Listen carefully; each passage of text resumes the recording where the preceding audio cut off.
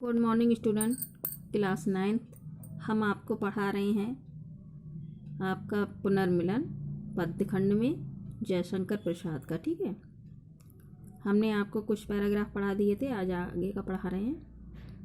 इड़ा उठी दिखे पड़ा राजपथ, धुंधली सी छाया जल चलती, वाणी में थी करुण वेदना, वह पुकार जैसी जलती।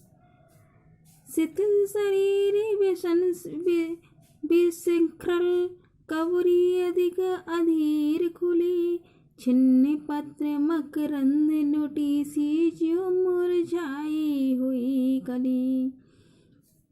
नव कोमल आलम साथ में पे किशोर उंगली जग पकड़े, चला आ रहा मौन धैर्य सा, अपनी माता को जकड़े।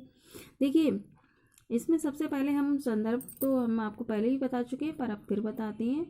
संदर्भ लिखेंगे कि प्रस्तुत पद्यांश हमारी पाठ्य पुस्तक काव्यखंड के पुनर्मिलन नामक पाठ से अवतरित है और इसके रचयिता जयशंकर प्रसाद जी हैं। इसमें प्रसंग है कि जब इड़ा जो है वो जो उसके कानों में जब आवाज़ पड़ती है कि मतलब कोई ये बात कहता हुआ चला आ रहा है कि कोई बता दे कि उसका प्रियतम किस प्रकार मिल सकता है, पता नहीं वह कहाँ कहाँ भटकता फिर रहा होगा, तो उसी समय वह चौंक उठती है। तो वो ये चौंकने का आगे है, व्याख्या है इसकी। इन शब्दों को सुनकर या सुनते ही इड़ा चौंक पड़ी। वह उठ खड़ी हुई, उसे राजमार्ग पर दिखाई दिया।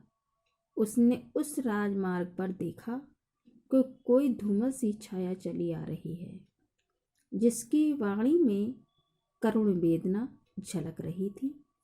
उसकी वह पुकार विरह के ताप में ऐसी प्रतीत हो रही थी जैसे कि वह जल रही हो। उसके बाद में शिथिल शरीर वसन विशृंखल खलन, तो देखिए इसमें है आगे है कि श्रद्धा का शरीर जो है वो अत्यधिक थका हुआ था। उसके वस्त्र अस्त व्यस्त थे, क्योंकि जब वो इधर उधर घूम रही थी तो उसके वस्त्र अस्त व्यस्त हो गए थे। ठीक है, बेड़ी अर्थात उसकी चोटी जो है वो खुली हुई थी और हवा के तेजी के कारण कि मतलब जो तेजी से चल रही थी उससे व्याकुल विरहिणी मुरझाई हुई एक ऐसी कली के समान, अर्थात जो श्रद्धा है वो ऐसी एक कली के समान दिखाई दे रही थी जिसकी सभी पंखुड़ियाँ झड़ गई हों और जिसका मकरंद भी लुट गया हो।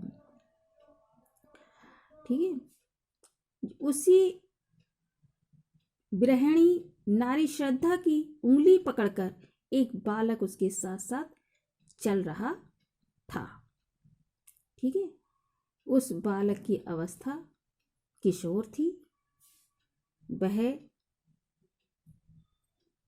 वह उस दुखिया नारी का एकमात्र नवीन और कोमल सहारा प्रतीत होता था। वह